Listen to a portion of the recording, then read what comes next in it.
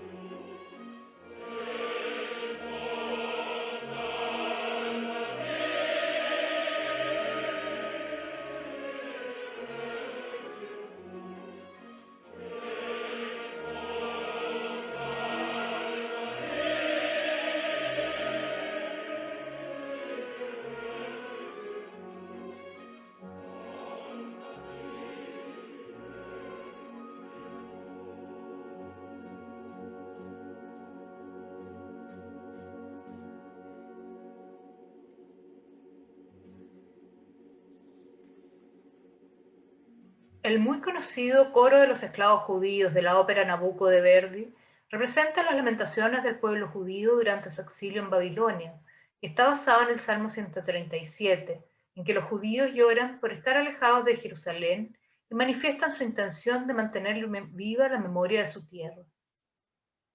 Este salmo dice así: al borde de los canales de Babilonia nos sentábamos y llorábamos al acordarnos de Sión.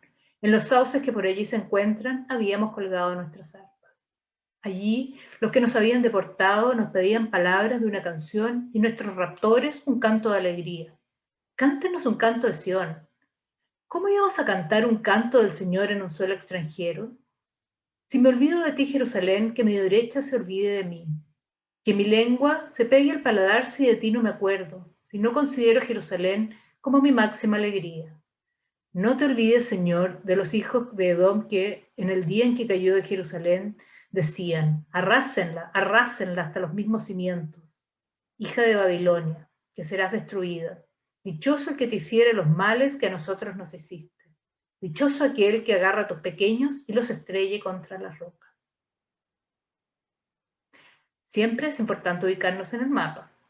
Veamos a continuación el mapa geopolítico de esa época y a qué países corresponden esos reinos en la actualidad. El imperio babilónico es el que se ve en este mapa marcado en verde, con una forma parecida a una media luna, en que se ve que consistía en Babilonia, Asiria, Canaán, Sumer.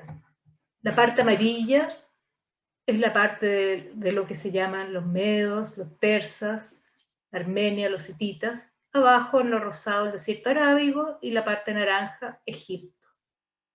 En el segundo mapa, algunos de estos países siguen existiendo de la misma manera, como por ejemplo Egipto. Y se ve marcado todavía en los mismos colores para poder distinguir que lo que era el imperio babilónico ahora está compuesto por Irak, Siria, parte de Jordania, Israel, está abajo la Arabia Saudita, Irak, Jordania, y en la parte amarilla podemos ver a Irán, que era antes persa, y Turquía.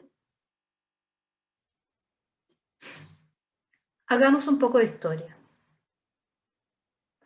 El reino de Israel se encontraba dividido entre el norte y el sur desde el año 931 a.C., lo cual los debilitó ante otras potencias como los asirios y posteriormente los babilonios.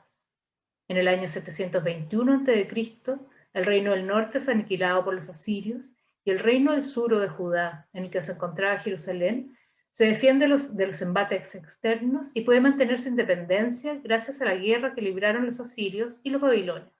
Sin embargo, en el año 597 a.C., las tropas del rey de Babilonia, Nabucodonosor, entran a Jerusalén. Unas 3.000 personas pertenecientes a las familias más poderosas del país fueron deportadas a Babilonia junto con el mismo rey. Aún así, los babilonios respetaron el trono de Judea, en el que pusieron a un pariente del rey de puesto. Y fue en 587 a.C. cuando, después de una nueva rebelión hebrea, Jerusalén fue conquistado y el templo de Salomón incendiado, a lo que siguió una nueva deportación de judíos influyentes a Babilonia. Podemos encontrar varios relatos de estos hechos en el Antiguo Testamento, en el segundo libro de los Reyes, en los capítulos 24 y 25, segundo libro de las Crónicas, el capítulo 36, versículos 9 al 21, por ejemplo. La conquista de Jerusalén y la destrucción del templo son relatadas en el libro de las Crónicas así. Entonces Dios hizo subir contra ellos al rey de los caldeos, y éste hizo morir por la espada a sus jóvenes el interior del santuario, sin perdonar a nadie, ni joven ni virgen, ni anciano, ni hombre encanecido. Los entregó a todos en sus manos. Todos los objetos de la casa de Dios, grandes y pequeños, los tesoros de la casa del Señor y los tesoros del rey y sus jefes, todo se lo llevó a Babilonia. Ellos quemaron la casa de Dios, demolieron las murallas de Jerusalén, prendieron fuego a todos sus palacios y destruyeron todos sus objetos preciosos.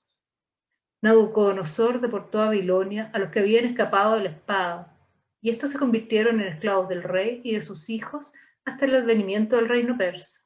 Así se cumplió la palabra del Señor pronunciada por Jeremías. La tierra descansó durante todo el tiempo de la desolación hasta pagar la deuda de todos sus sábados hasta que se cumplieran 70 años.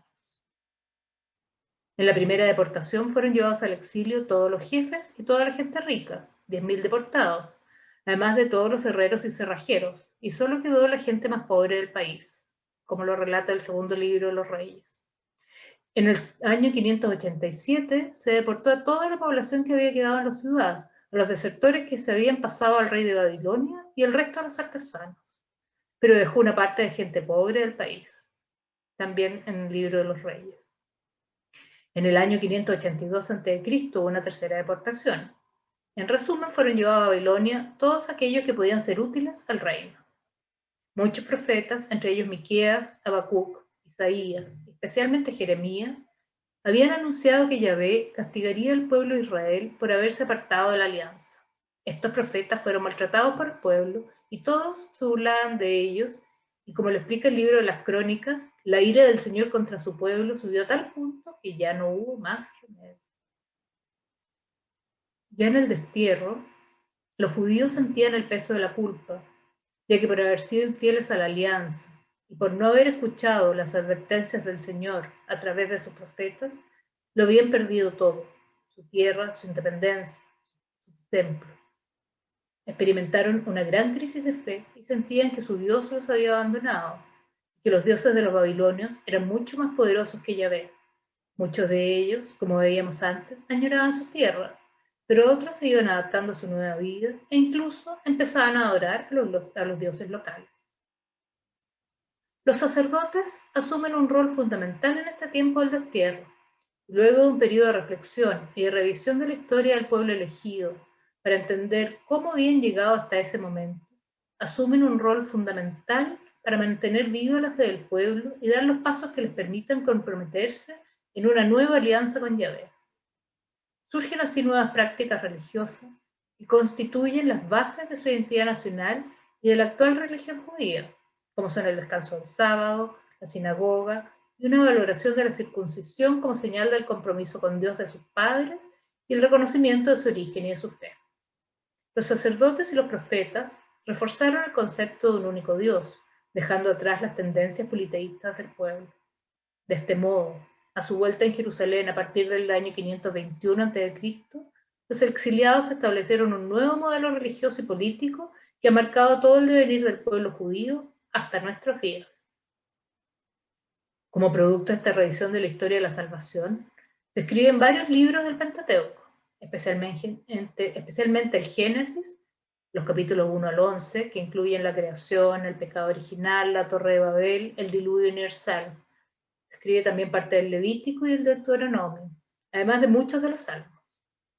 Aunque se puede establecer fácilmente un paralelo entre los mitos babilónicos y los textos del Génesis, se considera actualmente que la intención de los sacerdotes fue reinterpretar estas narraciones y explicar a través de ellas la acción de Dios en la historia de la humanidad. Se pueden hacer así paralelos entre estas historias y las vivencias del pueblo en el exilio. Explica por una parte que el hombre es responsable por sus acciones en contra de la voluntad de Dios y de lo que le sucede. pero al mismo tiempo constituyen mensajes de esperanza, ya que Dios en su infinita misericordia siempre perdona y establece una nueva alianza con su pueblo, dándoles otra oportunidad. Surgen también en estos tiempos de exilio los primeros anuncios mesiánicos. Durante la época del exilio, destacan 3 profetas que dan esperanzas al pueblo de Israel, anunciando la nueva alianza de Yahvé con su pueblo. Ellos son Jeremías, Ezequiel y el segundo Isaías, o Deutero Isaías, conocido también como el profeta de la consolación. Jeremías y Ezequiel anuncian en términos prácticamente didácticos aquella nueva alianza. Les daré un corazón nuevo y pondré en ustedes un espíritu nuevo. Les arrancaré de su cuerpo el corazón de piedra y les daré un corazón de carne. Ustedes serán mi pueblo y yo seré su Dios. El segundo Isaías anunció un nuevo éxodo, recordando al pueblo de Yahvé, a los que ya había sacado de la tierra extraña, que lo volvería a hacer para ayudarlos a volver a su tierra, porque ellos eran el pueblo escogido. Aunque les recuerda sus infidelidades, resalta la inmensa misericordia de Dios y los llama a la conversión. El Señor ofrece la salvación, pero ellos se deben convertir. Y he disipado tus rebeldías como una nube y tus pecados como un nubarrón. Vuelve hacia mí, porque yo te redimí, dice Isaías en el capítulo 24, versículo 22. El exilio en Babilonia terminó en el año 521 a.C., en el primer año del reinado de Ciro, rey de Persia, cumpliéndose así la profecía de Jeremías. En el segundo libro de las Crónicas se nos relata la proclamación de Ciro, inspirado por el Señor. Así habla Ciro, rey de Persia. El Señor, el Dios del cielo, me ha dado todos los reinos de la tierra y él me ha encargado que le edifique una casa en Jerusalén, de Judá. Si alguno de ustedes pertenece a ese pueblo, que el Señor su Dios lo acompañe y que suba. La palabra de Dios no es solo el relato de lo que sucedió en tiempos antiguos. Dios nos habla hoy a través de estos relatos. La experiencia del exilio del pueblo de Israel en Babilonia la podemos asociar a algunas situaciones que enfrentamos en los tiempos actuales y sobre los que los invito a meditar. Estamos viviendo en estos tiempos una pandemia que nos ha obligado a permanecer en nuestros hogares y que nos ha impedido recibir los sacramentos y vivir nuestra fe de la manera en que hasta ahora lo hacíamos. Los templos están cerrados, la comunidad está dispersa. Podríamos hacer un paralelo con la situación que enfrentó el pueblo de Israel en el exilio, viviendo en tierras extrañas y enfrentándose a dificultades para la práctica de su religión y de sus costumbres. Los sacerdotes estaban ahí intentando fomentar el ejercicio de las prácticas tradicionales en un ambiente adverso y lleno de tentaciones. Podemos leer relatos sobre esto en el libro de Daniel capítulo 3 o en la carta de Jeremías y otros. Los invito a reflexionar sobre las dificultades que hemos vivido en nuestra práctica de la religión, las tentaciones a las que nos hemos enfrentado y cómo esta situación nos ha afectado. Pensemos, ¿depende de nuestra fe de la práctica de ritos o hemos sido capaces de replantear nuestra relación con Dios desde nuestro exilio? ¿Cómo hemos enfrentado la dispersión de la comunidad? En el libro de Daniel se narra el episodio de la adoración de la estatua de oro. Haciendo un paralelo con nuestros tiempos, les propongo identificar los falsos dioses que la sociedad actual nos presenta. ¿Qué hacemos al vernos enfrentados a estos dioses? ¿Los adoramos? ¿Somos capaces de resistir la presión del medio, las amenazas de exclusión social? En un ambiente hostil a Dios y a la fe, ¿somos capaces de reconocer al verdadero Dios? ¿Somos capaces de alabarlo públicamente? ¿Defendemos nuestra fe? ¿La proclamamos? ¿Cómo podemos evangelizar en estos tiempos y en la sociedad en que vivimos? Los dejo con estas reflexiones, esperando que el Señor los bendiga abundantemente y que el Espíritu Santo abra sus mentes y sus corazones para acoger la palabra de Dios y hacerla vida. Los invito al siguiente capítulo de nuestro programa de formación dentro de 2 semanas con el tema El regreso del pueblo y el judaísmo. Muchas gracias.